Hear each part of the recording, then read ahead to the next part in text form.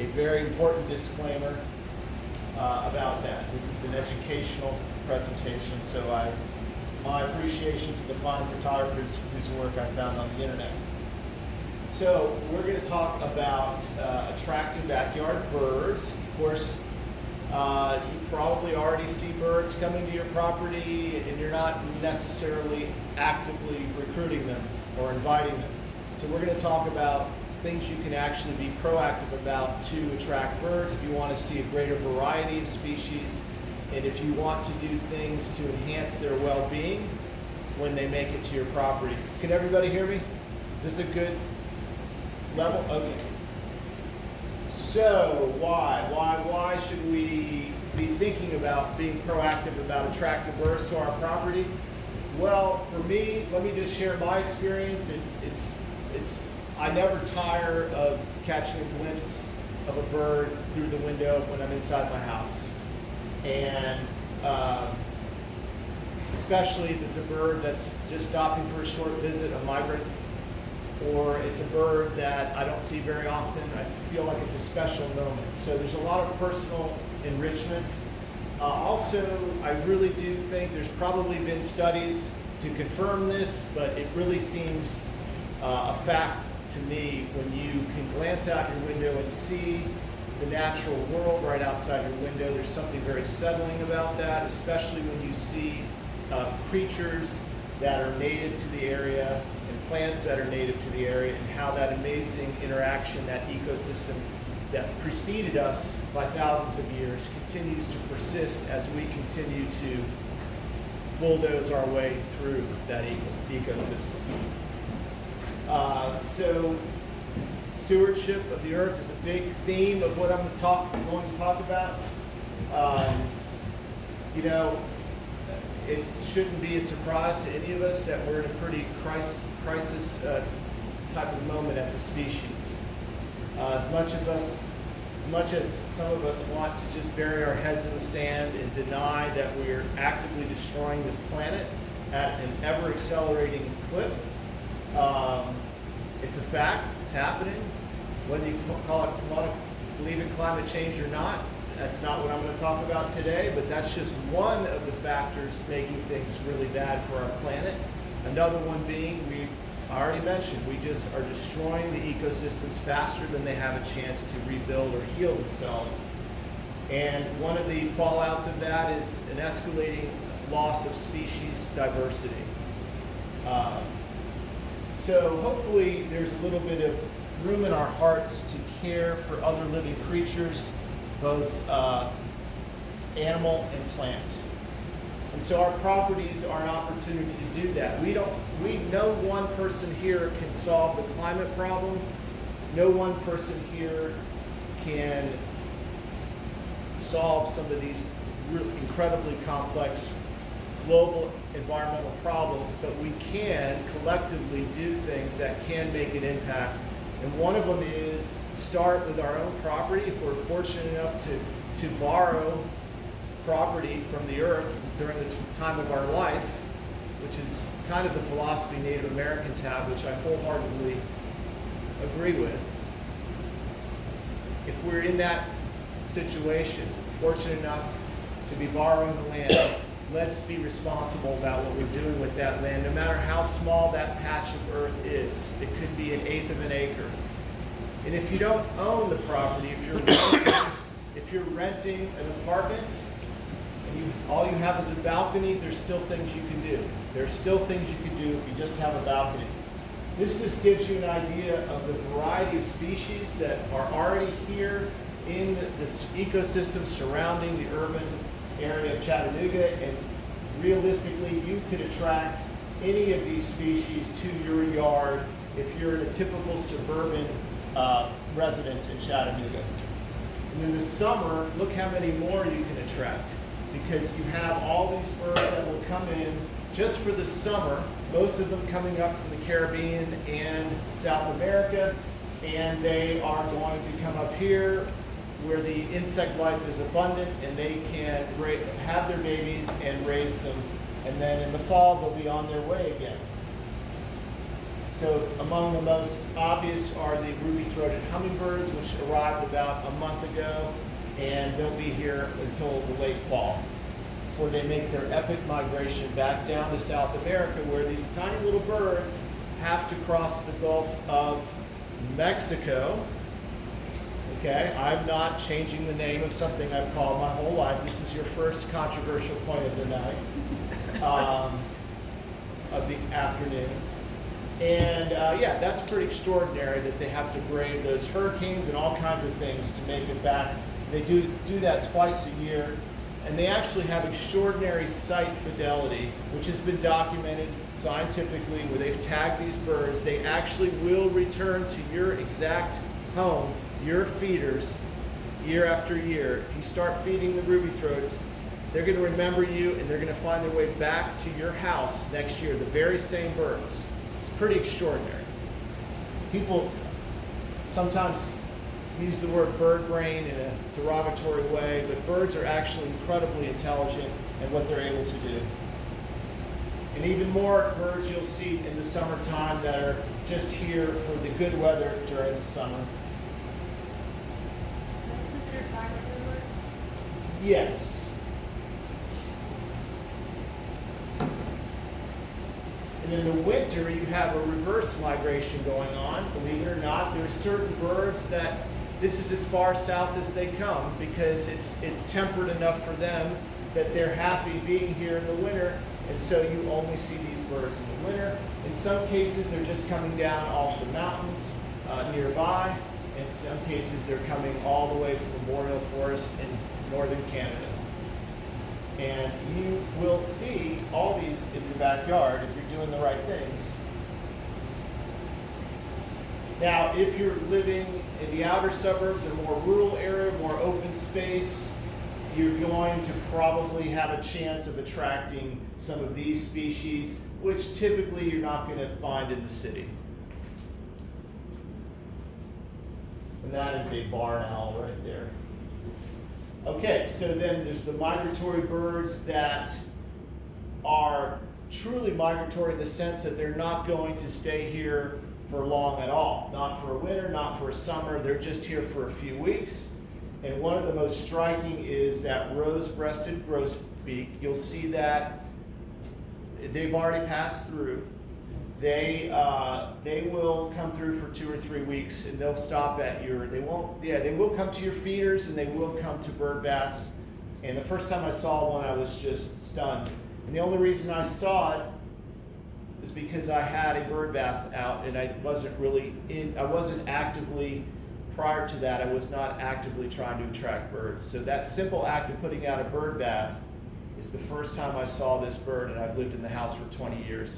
So my personal journey started about 5 years ago, where I've always had an interest and a passion for environmental causes and caring for the earth. And 5 years ago, I made a very conscious decision. I'm going to be very proactive about what I do with my property, and so it's been a 5-year project so far. Yes, you had a question? Does the bird bath have to be actively It's an excellent, for a sound? It's an excellent question, and I'm going to get to that as we continue. I'll talk more about bird baths. Thank you. But yeah, very good question. The short answer is no, but it helps if you do have motion in the water. So let's say you put up a bird feeder. Your most common birds you're probably going to see, you probably already have seen, and everybody can probably identify them. Those are your 5 or 6 or 7 of your most common feeder birds that you're going to just see year round, and you don't have to do much to attract them. You can just put up one feeder and you're going to see these birds show up. And they're beautiful, even though they're very common. Again, just glancing out my window and I see a cardinal out there late in the day when they're one of their last birds out there feeding when there's just at twilight, there's barely any light left, and just it's kind of like a good night kiss from a bird when I look out my window and see a cardinal out there. All right, so what do birds need? The same things we need. They need food and water. They need shelter for protection from the elements and potential predators. And they need space to raise their young. And I love that photo on the lower right because that is the Carolina wren is famous for making nests in anything and everything. Christmas wreaths, coat pockets, shoes that are left outside, Tractors. pot plants, yeah, and you know, if it happens, please, again, leave room in your heart, don't disturb the nest, let them play out, they'll be gone in a couple weeks, and you will have done your little step, your little thing to help our natural world. So, if you do nothing else and you don't have a lot of time or money, just consider these things you could do. One of the leading causes of bird mortality are cats. I love cats. I've had cats most of my life, and I have sadly let them roam outside, and I've since completely come around 100% in the other direction on this very controversial issue, and I will never ever do that again with a cat, mainly for the sake of the birds, but also for the cat's sake, because it's not necessarily safe for a cat to be out. A lot of bad things happen to cats outside. They get hit by cars, they get attacked by other cats, they're more susceptible to disease from feral cats. So try not to do that. Just do your best to keep your cat indoors. At our store, we have a cat that is kind of, people just love, she's our mascot. And she just runs up to the door when anyone comes in and greets them, and you know, people laugh and they say, you have a cat in a bird store, and I always use that as an opportunity for spur of the moment education. And I say something like, yes, we try to model responsible cat ownership. We keep our cat indoors without being too smug about it. Because yeah, the numbers are staggering, and they've estimated how many birds needlessly die every year because of domestic cats. So, not to mention other critters like chipmunks. All right, so deal with the cats. The other thing is water. Provide water. It's very easy to do. If you can't afford a bird bath, just invert a garbage can lid and just put it somewhere on the grass. As obvious as it seems, that is one of the simplest free ways that you can attract birds to your property. And think about not just on the ground, if you have a way to elevate one too, because some birds are not going to be as comfortable taking water from an elevated position. Some prefer it near the ground. And I'll be talking more about water in a minute. Invasives. Invasive plants. Hopefully by the end of my presentation, you're going to be really motivated. If you aren't already educated about invasive plants, you're going to take some steps to do that.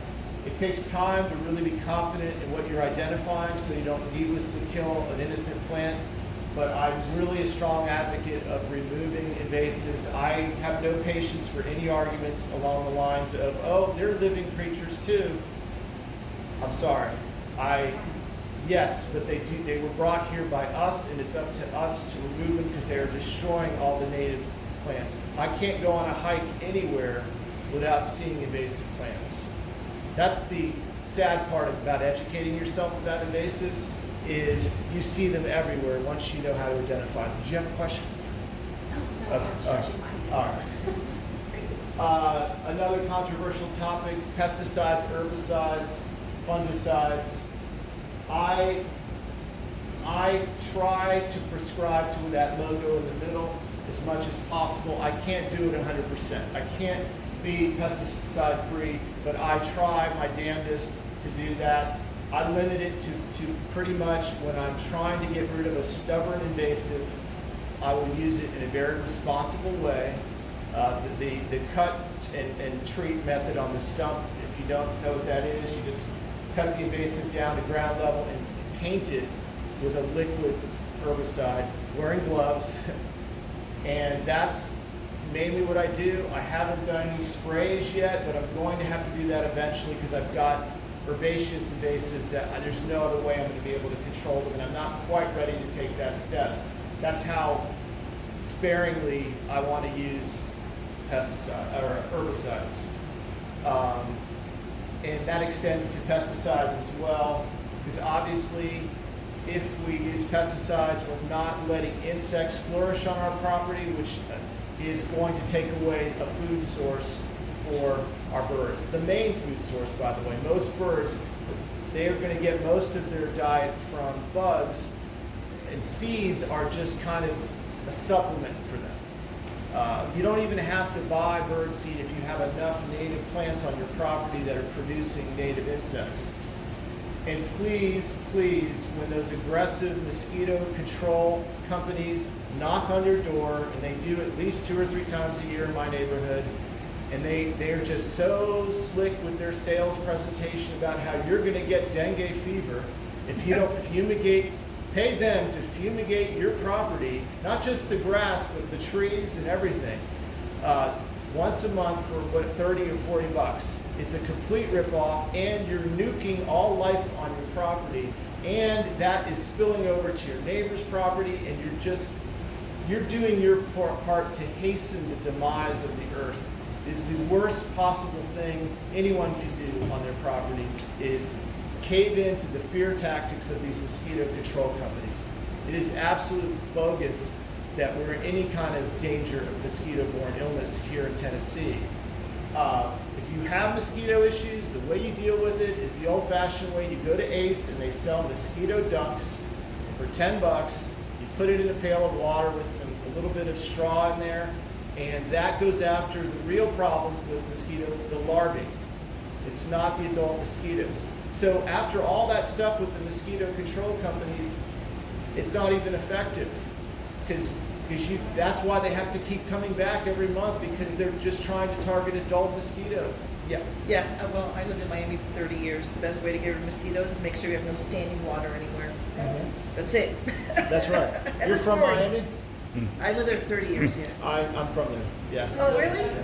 We also sell mosquito nets at the store. Yeah, there you go. Sorry. Yeah, so you don't even have to go to Ace, just go downstairs. Yeah, it's literally here. It's fine, I get it. You're probably not used to talking to people. That's right. So, dead trees, when a tree dies, I've lost several dogwoods to dogwood anthracnose before I even knew what was happening. I've left them standing, and you know, I don't care about liability. No one's going to go in there and have a tree fall on them. I'm not going to let them. But unfortunately, that fear again convinces people when a tree dies, they have to pay a company to remove it. Again, you are taking away precious habitat for bugs and cavity nesting birds.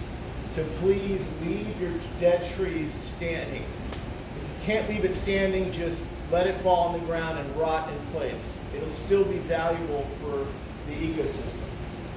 Leave the leaves. You may have heard that mantra being repeated in the fall. It's a great movement that I believe in, and it also saves you the backbreaking work of raking your yard all the time. It's better to just let it fall and do its thing as it does in nature. If you walk into a forest, the leaves enrich the soil, and they also have many benefits for things like caterpillar development. A lot of caterpillars develop in the leaf litter. A lot of insects overwinter in the leaf litter. And if we take away that leaf litter, we're doing something detrimental to the environment in the name of aesthetics. Aesthetics. And that's one of the mega themes of my talk, is we have to really rethink our aesthetics of our property. And I'll get into that more in a minute. Seed heads, like you see in the upper right, they may be unsightly, but they're absolute a smorgasbord for birds, especially this beautiful bird, the American goldfinch. Okay, that's the male and full breeding plumage, and they will come to seed heads much more frequently than they will to feeders. They're very finicky when they come to feeders, but they love those seed heads. So sunflowers, goldenrod, just leave it up through the fall, and you're going to be able to attract birds like those. Similarly, when you are thinking of cleanup in the fall, instead of trimming the woody stems of your perennials, just try to leave them in place, or don't cut them all the way down to the ground, because the stems are home also for overwintering insects. So you take that away, and you take away their home. If you still can't stand the sight of something you see in the lower right, Whatever you cut, just put it in a pile somewhere in the back of your yard. It can still have the same effect for the insects. All right. Let's redefine what a weed is. Not to point anybody out, but pokeweed is an unfortunate name because it gives us the impression that there's something bad about pokeweed. It's actually a native plant, and it grows on its own, often in disturbed soil. It's one of those plants you want to see when there's a disturbed soil situation because it produces a bounty of fruit, and it becomes a very good food source for late fall food source for birds and insects. So pokeweed is an example of rethinking in our heads, what is a weed? Let's rethink that whole discussion. If you see an injured animal, there are resources locally. You can take injured birds to the songbird rescue we have in town, which is called Camp Wildernest.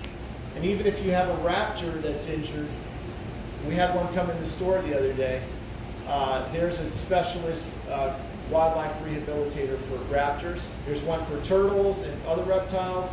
There's about 6 in town. They all specialize. There's one for squirrels. And I have brought animals to all of these folks. I know all of them. And when you do bring one in, it's really nice and really appreciated if you can make a small donation to them. Because they're all volunteer run. They're all people who are passionate about caring for the Earth's creatures. All right, so those are the big takeaways as we continue. Oh, I didn't mention window strikes. Along with cats, window strikes are one of the major causes of bird mortality, and it even happens in residences. We think of bird strikes, we think of downtown skyscrapers with glass windows, and yes, that is a big problem, but it also is a problem in our own residence. Yes? We have birds that do that on our house. Yes. We have shutters, so my husband took a pool noodle and wires Yes. and let them hang. You can't see them from the street, and we have no more bird strikes. That is so beautiful that you did that. Tell your husband I salute him. That's absolutely incredible. That's what you have to do. You have to add some visual obstruction of any kind. And we sell stickers at the store, but you don't need to buy those. You can do fishing line, you can do string, all kinds of things. As long as the bird sees that reflection, there's actually an obstacle in front of that reflection. They won't fly into it at high speed. And we'll talk a little bit more about that, and I'll show the photos in a second. So yeah, let's talk about this redefining what a weed is. Okay, people just break out the herbicide whenever they see poison ivy. Well, guess what? Poison ivy, when it's mature enough, it bears fruit. And the birds are all over that. It's a great food source. I have poison ivy all over my property, and I've gotten rashes many times.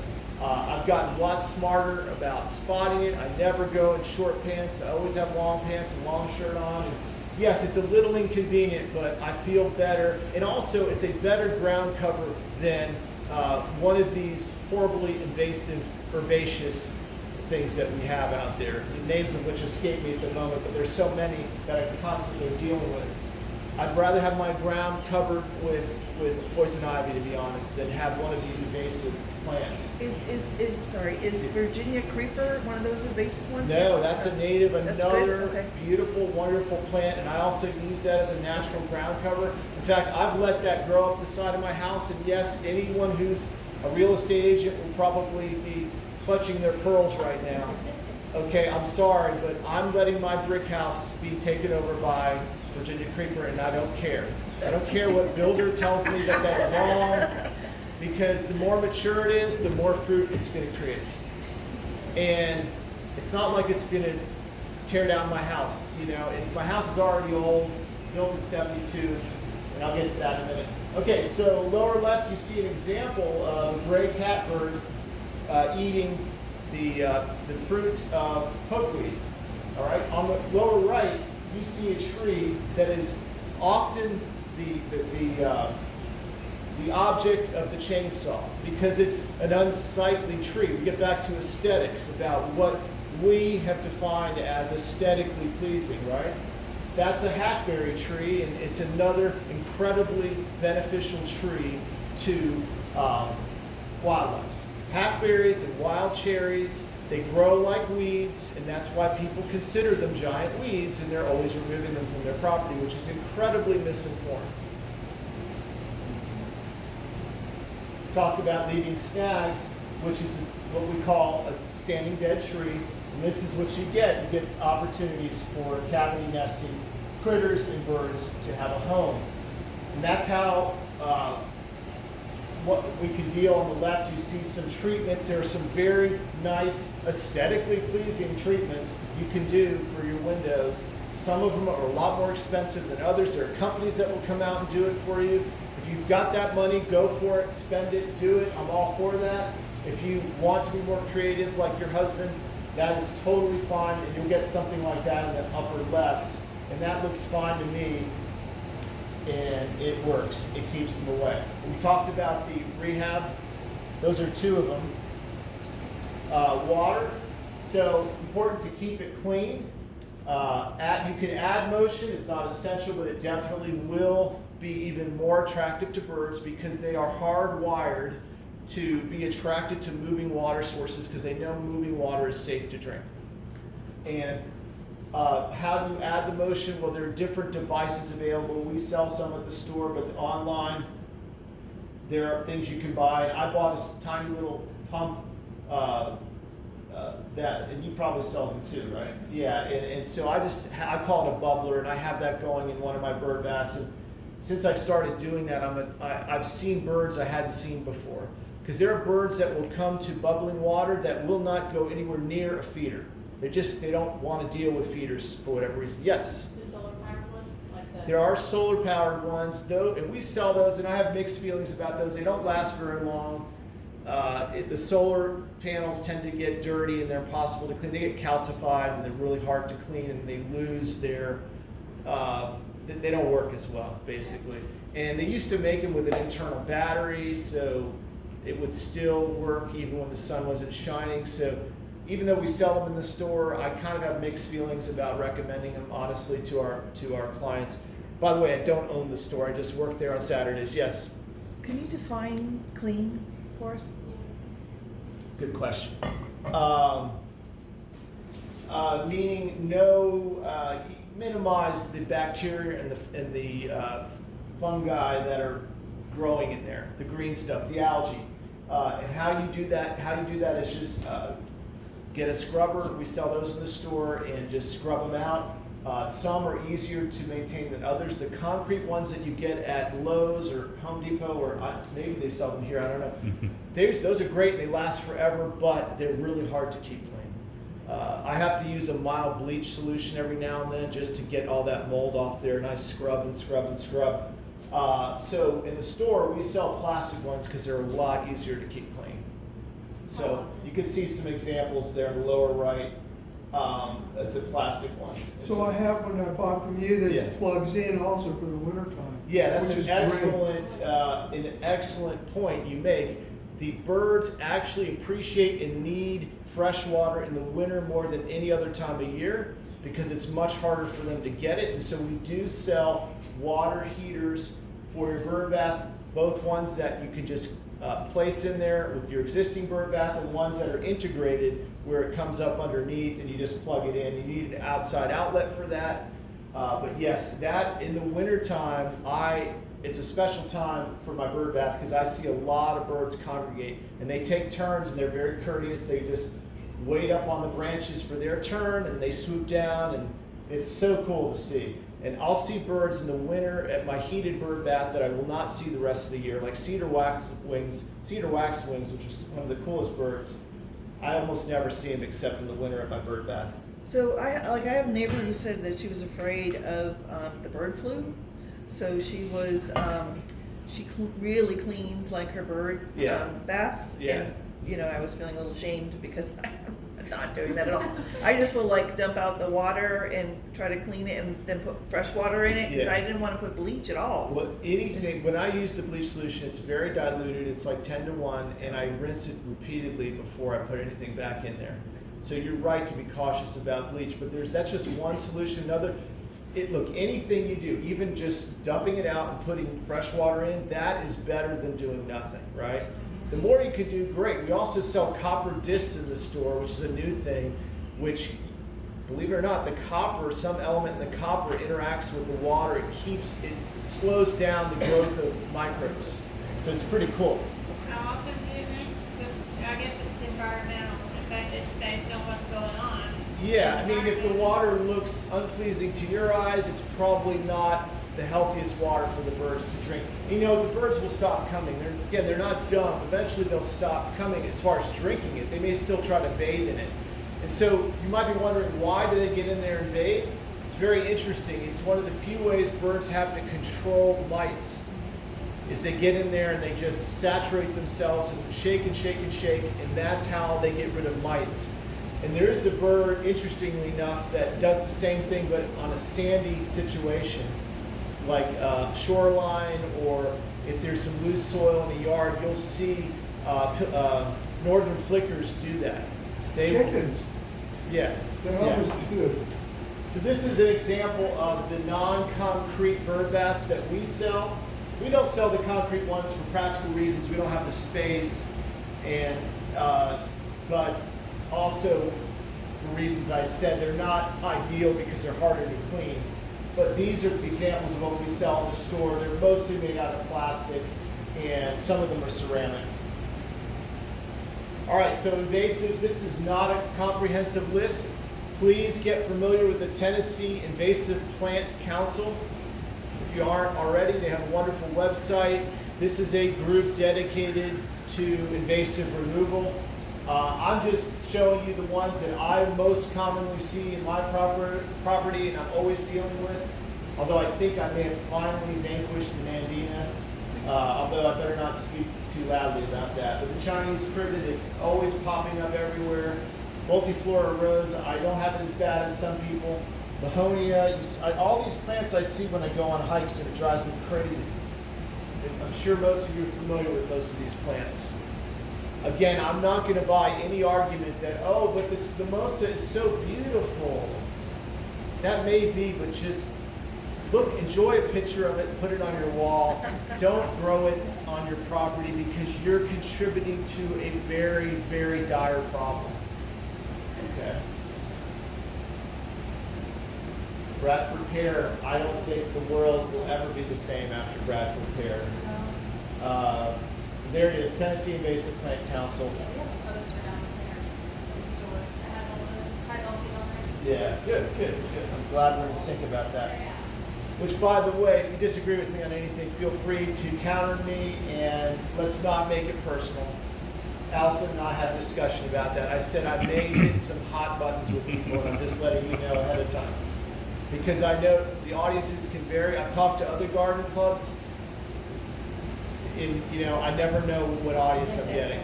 And people are like, what's an invasive? And they have no clue, because they've had these things in their yard forever and they think they're beautiful, All right. Now, if you want to take things up a notch and do even more for our fellow critters that we share the earth with, here are some simple things you can do. Just start brush piles in the corner of your yard, maybe where your neighbors won't see it, and you're going to provide a home for various types of lizards and amphibians and, dare I say, snakes. Please don't be afraid of snakes. We have an incredibly irrational fear of snakes in Western culture, and I have to go back to the Bible or something, because I can't find any other reason why people are so irrational about snakes. Indiana Jones, yeah. I think it goes back. I really do think it goes back in Western civilization to the Garden of Eden and the serpent, right? Because there's just snakes are not interested in us. To the contrary, they will go to great lengths to avoid us. Almost every time you hear about somebody getting struck by a venomous snake, it was purely by accident. They were hiking, they didn't look over the log before they stepped over the log, and they stepped right onto the snake. Okay, they tell you when you hike, you got to just be careful when you cross the logs. Or they did something stupid like tried to pick up a venomous snake. Just look for the snake's head All right, universal, you see a triangle, that's venomous, and you just back away. If you don't see a triangle, if it's more rounded, it's not going to hurt you. And if it doesn't strike you, there's no venom. So please, please leave room in your heart for snakes. And I do have some amazing snake pictures on my phone. I need to get them on the No thanks. presentation because I have a giant rat snake living in my yard, and guess what he's doing? He's doing me a favor. Okay, Norway rats are not native to North America. They're an invasive pest. He is keeping them off my property. So he is welcome to live there, and he's about 6 feet long. That's cool. Yeah. And they're lazy. They are so lazy. Yeah. And their only defense is their house. So That's leave right. the snakes alone. Yes. We only have like 2 venomous snakes in this area. There's technically 3 in Is there? southeast Tennessee, and I've yet to ever see Right. one in all my Copperhead trail and hiking. rattlesnake and water moccasins, right? Well, water moccasins are not. There's no such thing as a water moccasin. That is a nonsense term. So there are cottonmouths, which we don't have around this area, right? I'm trying I'm to from remember. Louisiana. I don't think we have Yeah. them around this area. So we have cottonmouths. I've seen them in Florida, but I can't remember. We have Something the chased me on a pond when I was a timber kid. rattlers. Speaking of Florida, And there's a pomegranate. yellow snake about this big around and about 8 feet long. Yeah. Cross over my driveway, was beautiful. Mm. Yeah. I ran in. Well, a lot of people bring them in, and that's how they survive in Florida, and they go Right. a little cuckoo. Yeah, they find out their pet, their cute little Yeah. 1-foot pet, ends up being a 20-foot pet. And they're Yeah, like, an yeah, invasive yeah. snake is another problem Yeah. entirely, and Yeah. that's what's happening to the Florida Everglades. I went down to the Everglades last winter, and the rangers said they haven't spotted small mammals in the park for like over 10 years now. Yeah, they're fighting No. with the alligators. Yeah, Right. so there's no raccoons, no marsh rabbits. And these are critical animals for that ecosystem, and these snakes have completely eradicated them. Yep. Rock piles are good for critters to make homes. Of course, nesting boxes. So what is a nesting box? And we sell all kinds at the store. You can get them online. If you're a woodworker, you can make them yourself. There are plans online. And it's a replacement artificial nest cavity to simulate what the bird would have found in a snag, a rotting tree that we were talking about earlier. If you have dogwoods and hemlocks, this is one of my also exceptions for using poison. I like my dogwoods, and my neighbor has a hemlock, and he had it treated. If he didn't, that tree would have died eventually. So you've got, with hemlocks, you've got the woolly adelgid problem, and with dogwoods, it's dogwood anthracnose. And like I lost 4 dogwoods before I even knew what was happening. And there is at least one company in town I found that will come in and treat it, and they inject something right around the base of the tree. It's a trade-off.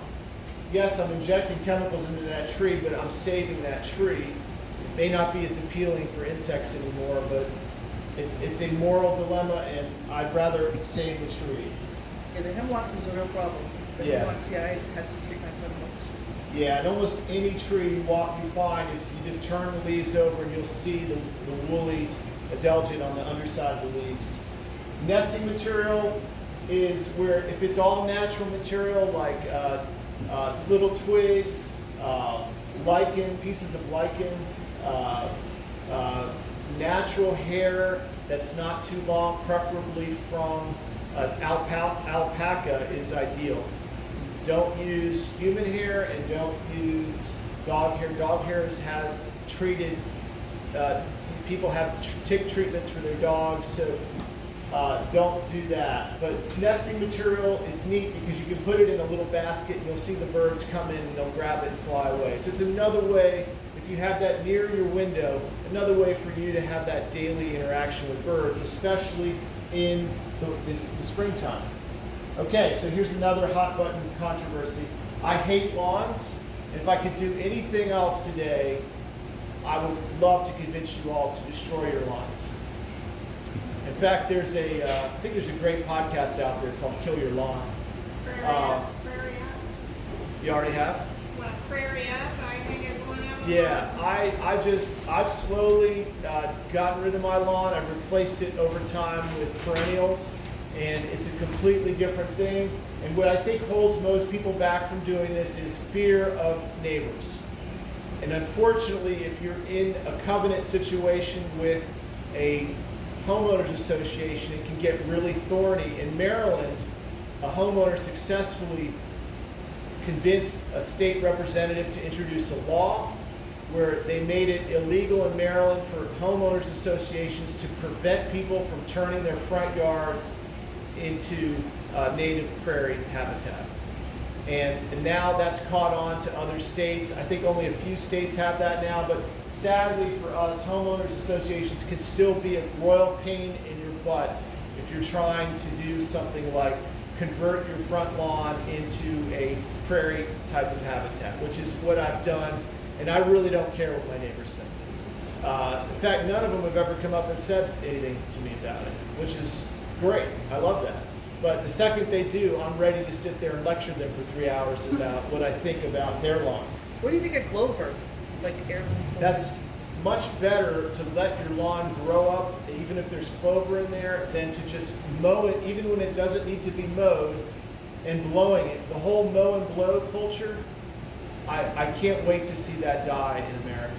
We call it mow and blow. These companies, they all come up and they have their masks on, and these guys have their head, they're on and off your property in 15 minutes because they have the ride-along mowers, and they're sitting there blowing dirt in your driveway and leaves off your driveway that are just going to blow back. It's such a waste of resources. It's a waste of homeowner money, and all the toxic fumes they're belching into the air with their machinery, because these mow and blow companies will not do the responsible thing, which is to go electric.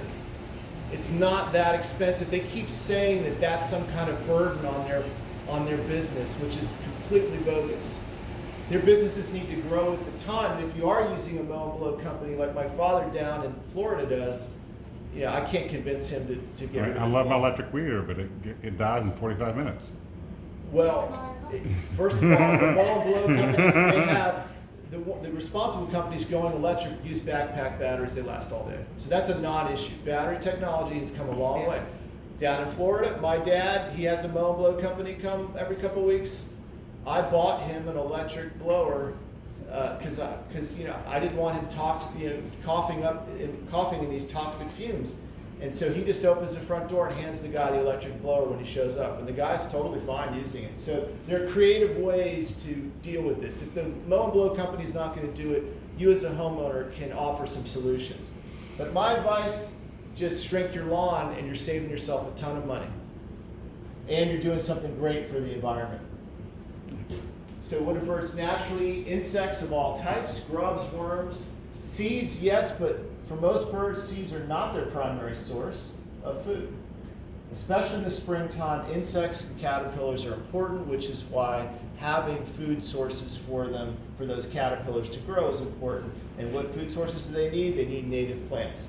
So if we're going to get started, if you do decide to feed birds, what's the advantage of feeding birds? You can bring them in closer to you. And I have my feeder just a few feet from my window outside my dining room, and so I have a great view of them, and I have another one in my backyard right outside my kitchen window.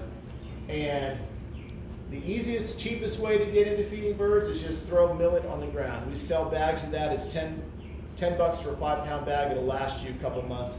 Just a handful in the morning, right on the ground. You're immediately going to bring in mourning doves and eastern towhees and sparrows. Black oil sunflower seeds been around since the dawn of man, and I don't know who discovered birds like it, but if you don't want to do anything else, just put up one feeder with black oil sunflower, because a lot of birds love it. We sell big bags of that, small bags.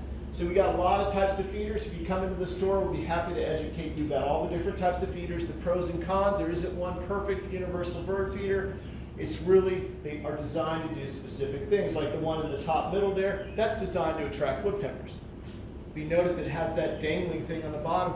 That's a tail prop for the woodpecker. It makes it easier for them to land and to feed. Okay. So the different styles, it's a hopper feeder on the left. Then that's a suet feeder that the woodpecker's on. You have a peanut feeder there. That is a finch feeder on the right. Finch like really tiny seeds that are called niger seeds. The lower right is a cylinder feeder, a tray feeder, and we have a fly-through feeder there on the lower left.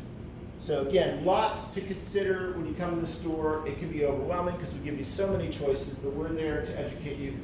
And that's what I do mostly the one day of the week that I work at the store is I use it as an opportunity to educate our customers. Hummingbird feeders, great time of year to feed hummingbirds. Oriole feeders in the lower right. You see that upside down feeder in the middle, that discourages all other birds except for woodpeckers and a few other species. Upper right, that's a special feeder that attracts bluebirds. We now are getting technology into bird feeding. We have solar-powered camera bird feeders that will use Wi-Fi to connect to your phone, and it will send you, you can program it to send you a text every time a bird flies in, which you'd be getting about 1,000 texts a day if you did that. Lower left is an anti-squirrel feeder. I could talk more at length about. So the hummingbird feeders, I'm like getting so frustrated with them because they get so mucked up so fast. Like they get. Yeah, good question. So at the store we sell preservative, and it will double the life of the hummingbird nectar that you make at home.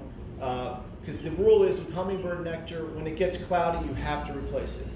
It gets cloudy in a week, and it will get cloudy faster if it's in direct sunlight too. So we also sell shades that you can hang above it to keep it from getting direct sunlight. And the hummingbird, once they know the location, they're going to keep coming to whether it's in the shade or the sun. And so I've got one in the front, one in the back, and I place them again right outside my windows. We have drop-down hooks where you can hook into the eave. You can put an eye hook into the eave and drop down to eye height right outside your window. It's a great way to do hummingbird feeders. How do you clean the red plastic part? Again, well, the best way to clean a hummingbird feeder, any feeder, is mild soap and water, and then a bleach solution, 10% bleach solution. You spray it over everything just to disinfect, and then rinse, and then let it air dry.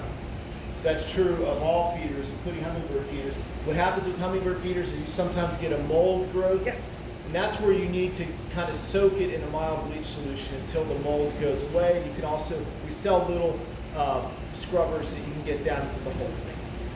Okay, because And your at-home hummingbird nectar, is it just simple syrup? Yes, hummingbird nectar, good question. We sell it in bottles, but it's honestly easier to make it yourself. It's a 4 parts water to 1 part white table sugar. All right. No other type of sugar, not Simple even syrup, just like for unbleached sugar. Because I'm into organic and natural food products, and there is this thing called all natural sugar. It looks a little bit tan colored. Yeah, you're wrong. Even that is bad because it has iron in it, and the iron is not good for the hummingbird. So you want the refined white table sugar is the only thing you should ever use for hummingbirds.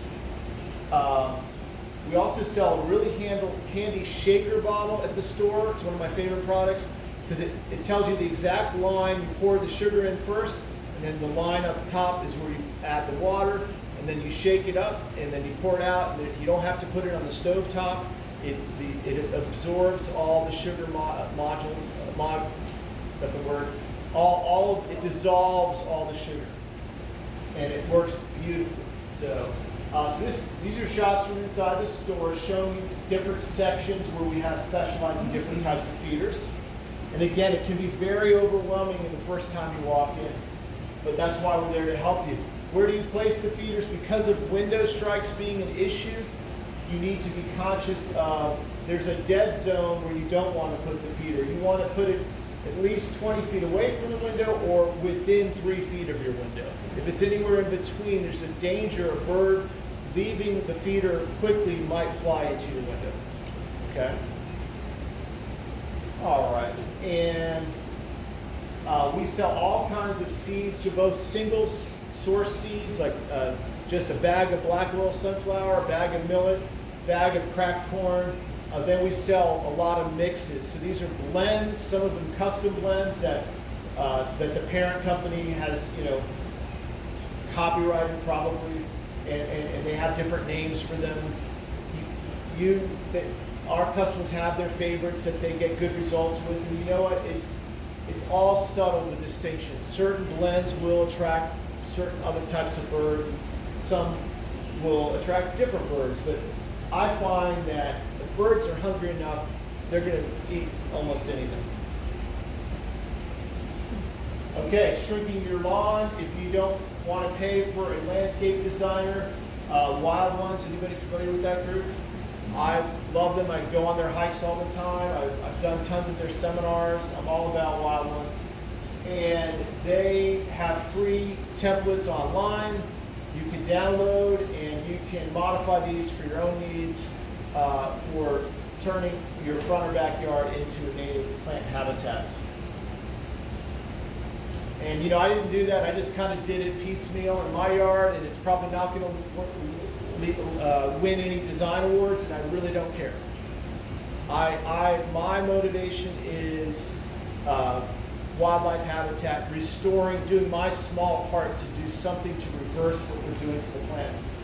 Okay, so native trees that support insects. If you have native trees on your property, please respect those trees. If they're threatening your neighbor or you're worried that they may fall over in a storm, please get in touch with a certified arborist, not a guy with a truck and a chainsaw. Please, these certified arborists are educated about tree health, and they actually prefer to keep trees than to cut them down. So I've had experience with both. I've had bad experiences with the guys that show up with the chainsaws because they don't know anything about trees. All they want to do is take your tree down because they know they're going to make money doing it. So has anyone heard of Doug Tallamy? Doug Tallamy is kind of the spiritual leader of the native plant movement in America. And he's a University of Delaware entomologist, and he wrote this amazing book called Bring Nature Home, which I highly recommend. He's written several other books since. And in that book, he has this list. He ranks trees and their ability to generate insect life and support different varieties of insect life by genus. So oaks are far and away the greatest tree you can have on your property as far as their ability to produce an abundance of insect life. And second to that is cherry. We were talking about how some people think wild or black cherry is a trash tree. Don't do that. It's an incredibly productive tree as far as producing life. And then the list goes all the way down. But that's a wonderful list. So what are some native trees that are fruit bearing? We already talked about some of the vines like poison ivy and Virginia creeper. But this is a nice little list of some other things you might not have thought about or may not even be familiar with, but they're wonderful plants. They all produce fruit that wildlife can use. And they're native herbaceous plants. You've probably heard of some of these. Again, all of these are native. They're wonderful. They're colorful. They may not have 3-foot wide flowers from that have been genetically modified, but they are beautiful for people and they're beautiful for wildlife and the life that they support. I constantly walk through my front yard meadow, especially in the spring, and I'm always catching new things that are blooming, even plants that are coming up naturally that are native. Now that they've had a chance because they're not being snuffed out by invasives. And some native woody plants, probably heard of some of these. There are native, there's actually a native blackberry should be on this list, but I've got a terrible invasive problem with a Himalayan blackberry in my backyard. Native grasses, which I always have the hardest time identifying grasses. That's like so hard for me to do. Are you guys familiar with iNaturalist? Yes. It's an amazing app. It's free, and it is great. It's getting better all the time at identifying plants. It's not so great with grasses, but it's really good, especially if you get a shot of a flower. It's almost always going to nail it, the identification. While we're talking about apps, another free app is called Merlin. You could just sit out on your front porch, hit the record button on Merlin. It will tell you in real time what birds are singing in your yard. It's awesome. Yeah. I love it. It's awesome. You're like, I don't even know, where is that bird? I don't even see him. It's awesome. I love it. I just sit there and just say out there, I love crazy person. What was that? Early blooming plants, it's amazing. What I see happening in my yard is what's happened over thousands of years. It's called evolution, which, by the way, I believe in evolution too. Okay? Another point of controversy, but I do. And evolution's amazing because some of these plants, like Eastern Columbine and Red Buckeye, they're in full bloom exactly the same week when guess who shows up again in Chattanooga? The ruby-throated hummingbirds. Those plants have the long tubes, hard for any other pollinator to get in there except for a hummingbird. Same thing with crossvines in full bloom right when the hummingbirds show up. We call these the early bloomers, and they're so important. Redbud. Crossvine, anybody familiar with that? I just planted one. Lower right, that will grow up naturally if you have any kind of woodland type setting. And I've never planted any of it, and I have it all over my yard, and I love it. It is so beautiful. It is so beautiful. My only criticism is the bloom doesn't last very long, but you appreciate it more if it's only there for a short time. It only increases your passion for the plant. That's become like my favorite plant in the world, the crossvine. Then you've got the other end of the spectrum. You have those important native plants that again are timed to bloom at just when the wildlife need it most. Okay, you've got an incredible plant, witch hazel, which everybody thinks about witch hazel when they're in the supermarket in the cleaning section, right? But it's actually a really cool plant. Upper right, look at those blooms. It's wild. And they're blooming. I've had my witch hazel blooming well into November. It's pretty amazing. And American Beautyberry, you've got, that'll produce fruit well into the fall, and some of these other plants I have listed as well. Very important, those late blooming plants. We already talked about these. So some resources, we already talked about Wild One. Some of you knew about Tennessee Tree Day. That's a once a year event. And like I said, I volunteered to coordinate the store as a pickup location. So what is that about?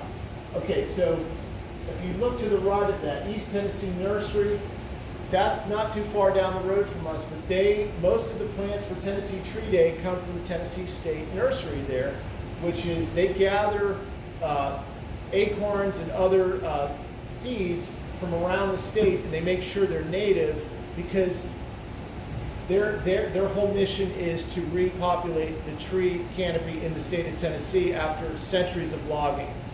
And so you're getting great local native trees that are in bare root form. Has anyone planted bare roots before?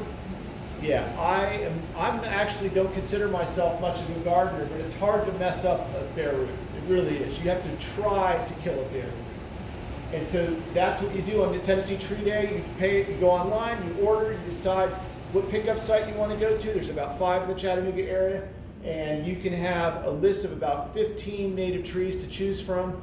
And I decided to volunteer because as a customer, I had done it every year, and that's how I sourced many of my native plants. It's extremely affordable. It is very affordable. It's not just trees too, it's shrubs. You can get things like beautyberry. It's not just trees, there's also shrubs. So it's really dirt cheap and very easy. And you have to have a little patience with the bare roots because they're not going to look like much for the first couple years, but then they just explode by year 3.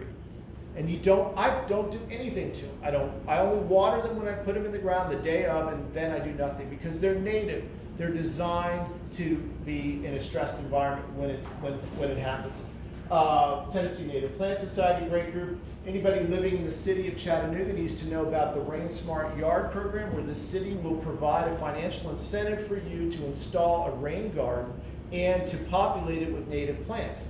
And I did that, and they paid up to 50% of my cost. Well, it ended up being 50% of what it cost me, which was great. It was like, it cost me $3,000, and the city reimbursed me $1,500. Plus, once you're certified, you get a discount. At the end of the year, you're getting dinged for a stormwater fee, which is in addition to the monthly charge you get. There's also an annual stormwater fee. And mine is cut by 50% because I'm certified. So there's a built-in financial incentive for that program. Tennessee Smart Yard's a great program online with the state of Tennessee that you can go to. I think it's free, and it just talks you through ways to go native with your yard and just smart things you can do with your yard to save yourself money and to support native habitats.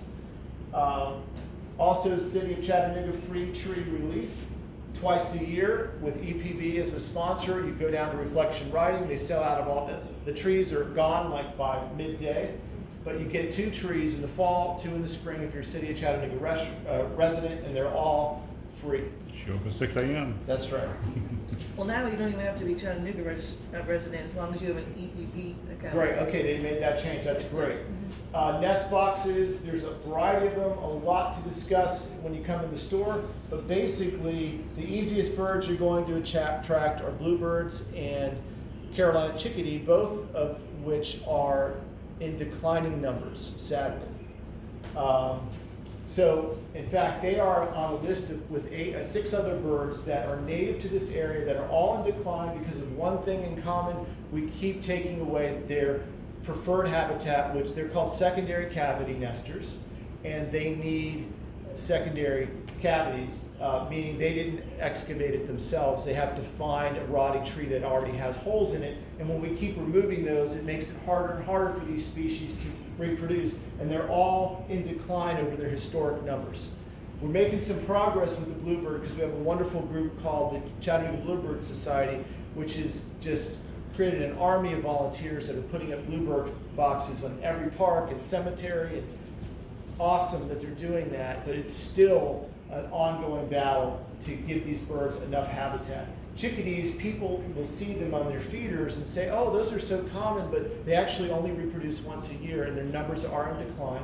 Bluebirds will reproduce 3 times a year. Which one is the chickadee? The one on the right here, Oh, okay. Carolina chickadee. Okay. Some of these others need special habitat situations. The one in the bottom, middle, brown-headed nuthatch, that species needs pine trees. If you have pine trees on your property, you can put up a box and you'll probably get them to nest. And every one that takes up a nest, you are doing your part to help, again, reverse the terrible things we're doing to this planet. Eastern screech owl, and then if you're in a more rural area, the kestrel you might be able to attract. If you have a swampy property, you could attract the prothonotary warbler. Northern flicker right there in the middle, that's actually woodpecker, but they don't do a very good job of excavating their own hole, which is why they need an existing hole. And I rarely see those. I used to see them more, but they're going fast, sadly. Purple martins, you need to be near the water. These species aren't currently endangered, but you can still attract them to your property by specific things you can do with nest boxes and where you place them. And there's a great website that gives you all the technical details, and it has plans and dimensions. It's called All About Birdhouses. It's part of the Cornell Lab of Ornithology, which is the people who make the Merlin app we talked about earlier. They are the world authority on birds. Then there are birds you can attract that don't take nest boxes. They have what are called nest shelves. This is why you sometimes see birds nesting in your porch, under the rafters. You'll see that with mourning doves. If you see that, let them be. Let them have a chance to borrow your porch for a month. It may make a mess, but it's not going to be the end of the world, right? That damn cat that was in my neighborhood. Yes, we got to keep control of those cats. Now, there are certain birds that have special requirements.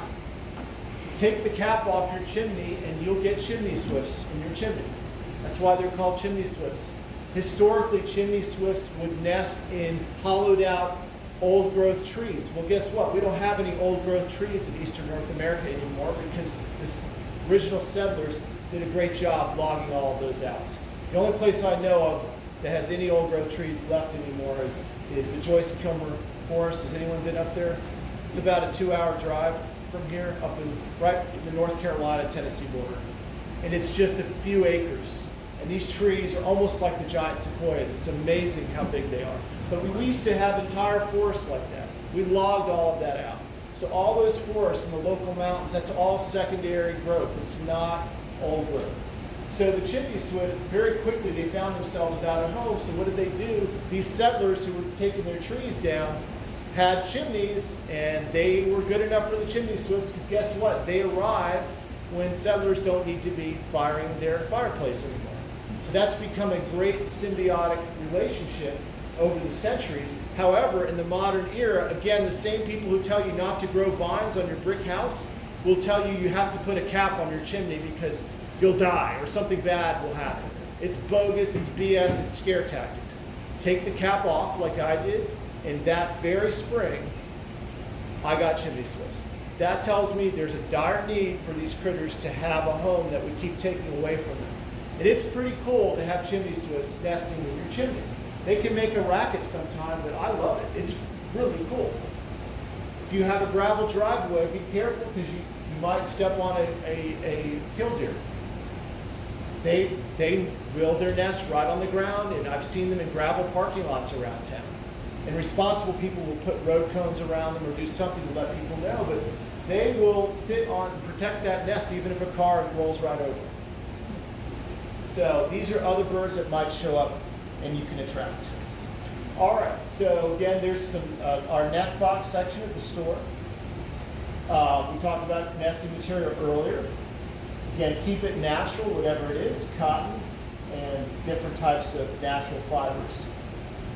If you want to go a step even further, go 100% native on your property. Again, another controversial hot button issue.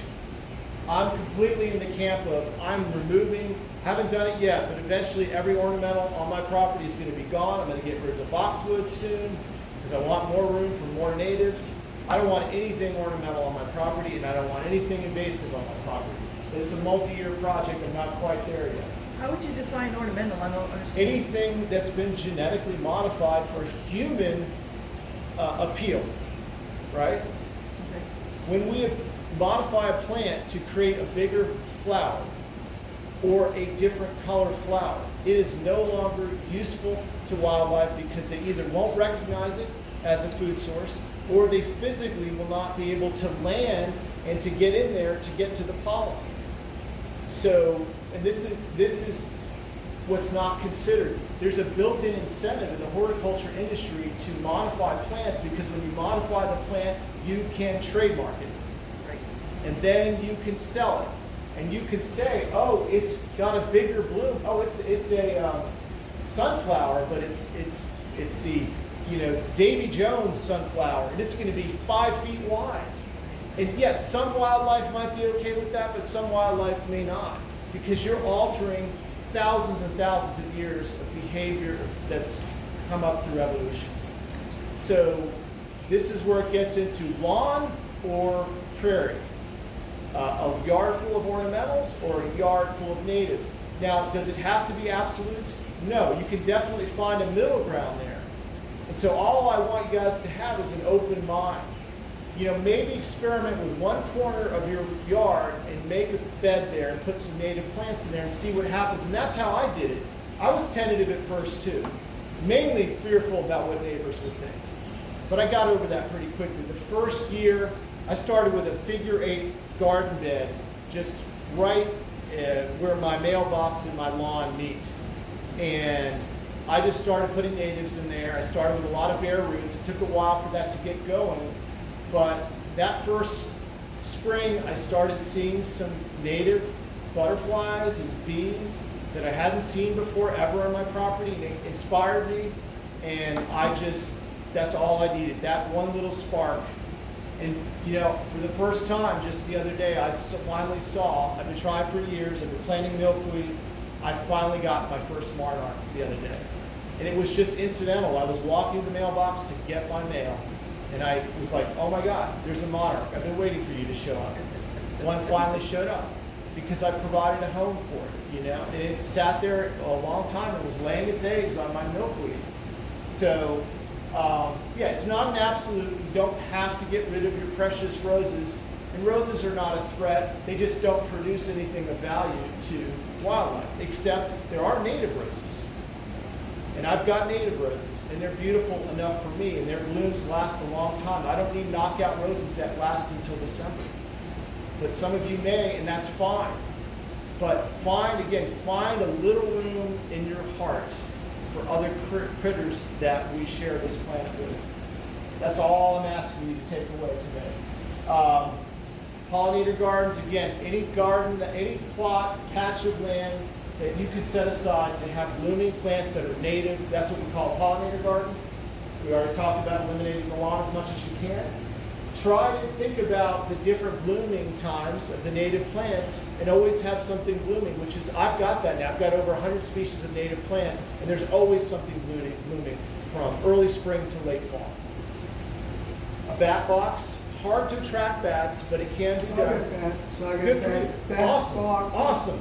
and lots Awesome. of bats. Good for you. I'm jealous. I still haven't been able to They're get. easy. They're not like in my house for some reason. I've tried with bats, but I'll keep trying. Maybe we need to talk after. Chimney swift tower. If you're convinced that taking the cap off your chimney is going to be the end of the world, you can build a chimney swift tower, which is what you see in the upper right. And I'm starting to see these in parks, like down in Atlanta now on the Beltline. They have those. I've seen them in other areas. It's a great thing. It's bringing back habitat these critters need. Cap on the chimney. Yeah. So, we just had our cap replaced because we were getting rainwater coming in. Yeah. So when you're taking your cap off, are you replacing it with something Nope. to keep the rain out? Nope. So 'Cause it's raining into your chimney. it's only that big of a hole. I don't know how much it's Oh, raining. it was causing water issues at my house. So. See, yeah, and me, for whatever reason, if there's water coming in, I'm not seeing it, and Okay. I'm not worried about it. Yeah, it's to me, and also you can just take the cap off during season and then put it back on, even though we don't get a lot of rain in the wintertime. Just had an exceptional amount of rain too. Yeah. Let's see. A moon garden is pretty cool. I've been trying to get that going. All white blooming stuff, and there's plenty of native plants that are white blooming flowers. And the idea there is it's going to attract the moths. There are something like 10 times as many moth species as butterfly species, so they're very important for the ecosystem. And of course, most moths only come out at night. So that's something I'm still working on, but I love the idea of a moon garden. Okay, if you really want to go hog wild on water, beyond a bird bath, you can invest in supplies from this store, right? You guys probably I saw rocks out front. They could probably set you up beautifully to do something like that, and that will be such a lovely, aesthetically pleasing thing in your yard, and it's wonderful for wildlife. Recirculating water feature like that. I know they're expensive, but eventually I'm going to do one of those. I just love the idea. There are plenty of local groups you can get involved with if you care about the same things I care about. I mentioned wild ones, Chattanooga Bluebird Society, Sierra Club, a lot of great groups out there. This is our store location. We are we're in a strip mall, very nondescript, frankly a pretty ugly strip mall. But we've been there for like 20 years. It's right on Lee Highway. If you like your sushi and you know about Kumo, we get a lot of first-time customers who come out of Kumo and they're like, oh yeah, I've always noticed this store. We just decided to come in today. Kumo is absolutely incredible sushi. I love it. And they're right next door to us. And also there's an Aldi. So if you see the Aldi on Lee Highway where the airport is, that's where we are. And we do have online ordering, and that's our number. And of course we're easy to find online. And I really appreciate your time, and thank you so much. And now I'm happy to take any questions. And I would love it if there are more people who want to be contentious about any issue I have said. You have a point. You did the right thing. You protected your real estate investment. But now you can build a chimney swift tower. You can do There's that. other things I can do. Yeah, absolutely. Yes. I just had a question about the bird bath. Yeah. I use hydrogen peroxide instead of vinegar, or instead of bleach. Yes. And I find that works pretty well. That's a great idea. Because then it's not toxic. Yes, it is definitely less toxic. And if I've never tried it, and now you've inspired me to try that. So you're just pouring that in there and scrubbing. Do you dilute it at all? I just pour it straight from the bottle. Okay. I usually buy it like at Sam's. Yeah. You get a 2-pack of nice. Yeah. And I just squirt it on. Nice. After I dump the bad water out, I squirt it on. I let it sit in the Yeah. Then I put a little bit of water, and then I scrub. Everything comes clean, and it seems to keep the water clean longer than just using soap and water. And I figured hydrogen peroxide is dangerous if I don't rinse it. Yes. You know, if it's in pores, because it is a cement. Yes. Yes, I mean, when I use the bleach solution, I'm rinsing it pretty thoroughly. But that's a great idea, thank you. I think that's, I will try that. And I've tried the copper. I have mixed results. It's not, the copper, whenever we sell it to somebody, we tell them this is not a substitute for not cleaning. It's just gonna slow down the bacterial growth and the algae growth. That's what it's gonna do. It's gonna slow it down, yeah. The thing with unlimited bird houses Yeah. and bird baths, Yeah. bird feeders. Yeah. If you break it, you walk in there, there's no question. You're not asking about receipts or anything. It gets replaced or fixed fast. Yes, All of them. yes. In fact, every Saturday I'm there, there's always folks bringing in feeders, and the ones we sell that are Right. branded wild birds, they are lifetime warranties. Yes, they'll bring in a 20-year-old tube feeder, and we carry the parts and we'll fix it. Yeah, so I appreciate that Oh, endorsement. it's Yeah. great. Wow, Yeah, that's- wow. I'm glad that you're a longtime customer. Yes. All right, from a gardening perspective, I've got a couple issues. I don't know if birds can help or so it's I got mosquitoes. Are there birds that eat mosquitoes that I can attract? B, squirrels are my nemesis. Are there birds that will chase my squirrels away? Because I've seen birds like chasing hawks and whatnot. I would love me a genetically engineered bird that'll chase all these squirrels away. I have seen And blue jays chasing squirrels.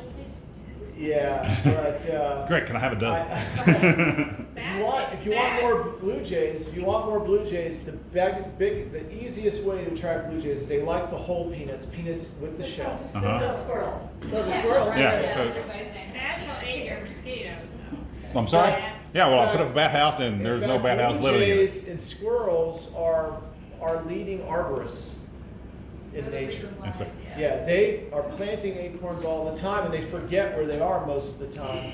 So let's give some respect for blue jays and squirrels. Now I understand this is another hot button issue, Right. squirrels. I happen to love my squirrels, but I'm going to tell you there's at least 5 ways you can deal with squirrels. Humanely, yes. And then the last one is, so in addition to squirrels eating my Yeah. tomatoes, it's birds pecking at my tomatoes. So how do I lessen the number of tomatoes that, Are they the squirrels pecking are? the tomatoes, or are they pecking No, the caterpillars on No, the they tomatoes? are pecking the tomatoes. And I've got holes in my, holes in my tomatoes that are bigger than Well, the. what I've seen done is the screening material, which is kind of a pain. You put like netting. Okay. Netting. over And then it. I was gonna You ask- probably sell that, right? And then I was going to ask, so we had blueberries up here. So if I want Yeah. to grow blueberries that Netting. I want to eat them, Netting. then I was going to ask netting because Yeah. I've heard, well, the netting is going to catch the bird and kill the bird because it's going to get trapped in. And is there is well- netting the right solution or is there another solution? There probably are, and I'm honestly not an expert on it. I know that that's what I always hear people do is netting. Okay. As far as the bird getting trapped, yeah, that would be horrible. We don't want that to happen. Now, if you're keeping that netting really tight, probably less likely for that to happen. I've gone out with an ornithologist. There's an ornithologist in town at UTC, and I've volunteered several times to go out with him, and he has an ongoing research project where he uses mist nets to deliberately catch birds Okay. up in Hickson at Greenway Farms. And so in a morning of doing that, 3 or 4 hours, he'll catch 50 different birds. Each individual bird, he puts it in a sack, he brings it back to his car, and he sits there and he weighs it, he inspects the wings, he puts little rings, I forget what they're called. The bands. Bands, thank you, yeah. So those mist nets are very loose. They're designed to actually trap the bird. Okay. And so he methodically goes through, makes the circuit. While those nets are up, he doesn't let an hour go by before, without checking. Right. Because if the bird's there, all day, it's going to become vulnerable to predators. So, but my instinct is the tighter the net, it might have to be on a wood frame or something, the tighter the netting, the more it will be safe for birds. Okay. And then I last. see people talking about putting CDs out there that whirl the bird around. Yeah, the or CDs or binos. the pie pans and this, that, and the other. Yeah. I've seen all that. I have no idea. There What are about a the lot. little whirly birds you get at the dollar store? Yeah, People talk there's a about- I put those in my garden and they look great. homespun- Don't know if they do anything. The kids love them. Google is good for some things, and that's one that, yeah, Google will have a lot of homespun remedies like Yeah. that, and I have used those from time to time for deciphering what's going on with my nest boxes, like my bluebird nest box. Recently, what happened for the first time last year, they another egg mysteriously showed up in my bluebird nest box. And I thought, what in the hell, how could this be? I initially thought, okay, house sparrow, but I've never seen house sparrows. Brown-headed cowbird, and I wouldn't have known that if I hadn't gone to Google and somebody had a picture of that, and I knew, that's it. Yeah, that's happened to you too? I actually have trouble with my sparrows. Yeah, house sparrows? Yes, because again, they're taking over my bluebird I'm boxes. sorry, are you more in an urban area? That's probably why. Historically, they tend to be more toward the center of the city. They're not so much in the suburbs. So Yeah. now I have 5 bluebird boxes, and I have 1 nesting pair of bluebirds Yeah, that have a box that the sparrows seem to be leaving alone. So Yeah. it's that whole balancing of Yeah. cleaning out the sparrow boxes periodically and letting them sometimes just nest because that way they'll leave my bluebirds alone. yeah, and that's for each individual homeowner. I'm not a lover of house sparrows because, like Chinese privet, it's an invasive species, and I don't take it I don't take it out on the bird personally, but I don't. They were brought here by people, and we have the obligation to remedy the situation. The house sparrows are doing a tremendous damage to native birds because they Is that compete the for house nesting. wren? Is that the same thing as a house wren? No. No. House wren is a wonderful native bird. However, the house wren, this is where it gets confusing. The house wren's a tiny little bird, sings incredibly loud for its size. It's like one of the loudest birds. It will go in. It's very aggressive, just like little small dogs. They're really aggressive. They will go into a bluebird box and peck all the eggs out. That happened to me once. But that bird, I could deal with that because that bird belongs here. It's native, and I have a little hanging diamond-shaped birdhouse for the house wren. For whatever reason, one year he decided he wasn't going to use it and decided to kill my bluebird eggs. That only happened once in the years I've been doing this. This year he took over the Carolina chickadee box after they had left, so I'm fine. He's just going to be in there this time, he or she. I only see one house wren for some reason. I never see the male, but yeah. So house sparrows, yeah, there are many homespun remedies to deal with them. Same thing with squirrels. Let me quickly tell you some of the most popular solutions. So if squirrels are a problem because they're taking over your feeders, here are some solutions. We sell hot pepper birdseed. So hot pepper birdseed, the squirrel tries it once, and they realize this is very unpleasant, and then they will stay away. Okay? Another way to deal with squirrels is we have anti-squirrel feeders.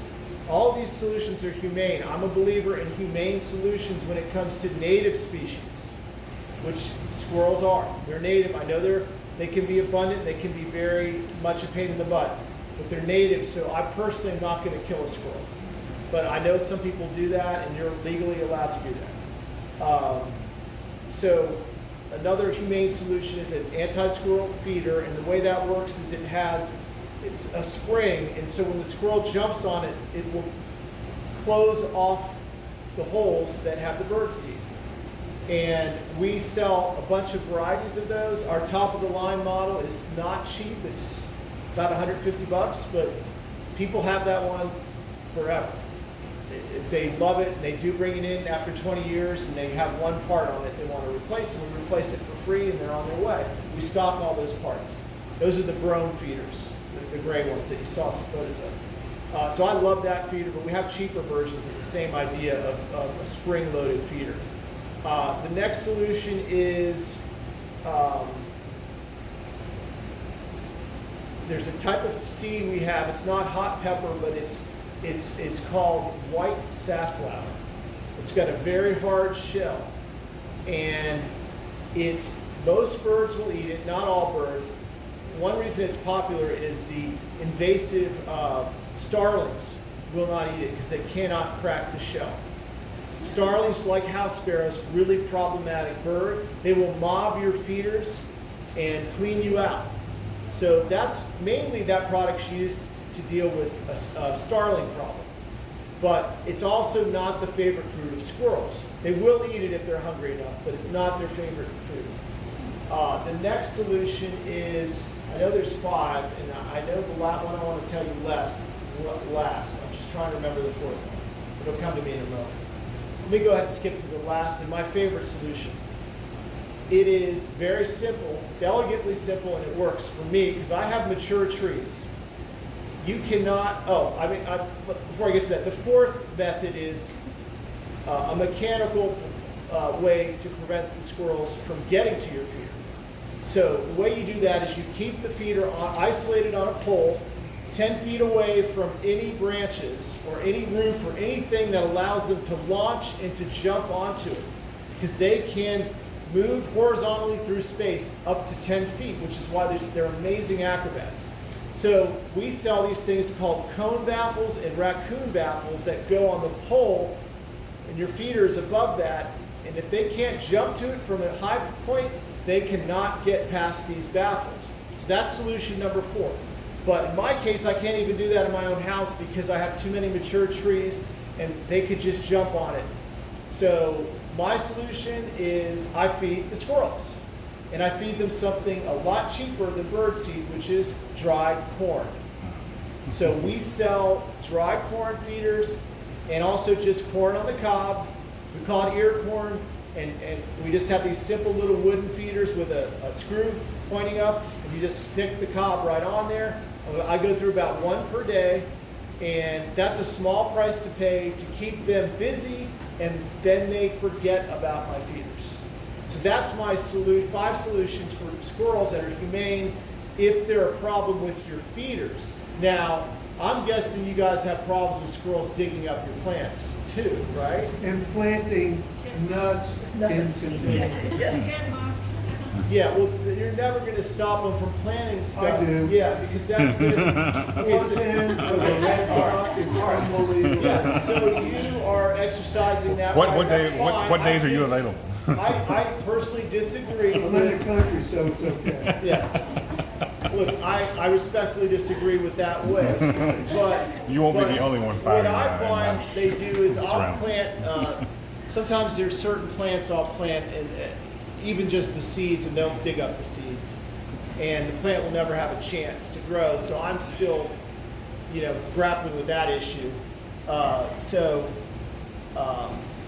Yeah, I mean, that works for I you. love my new shotgun. It's so beautiful.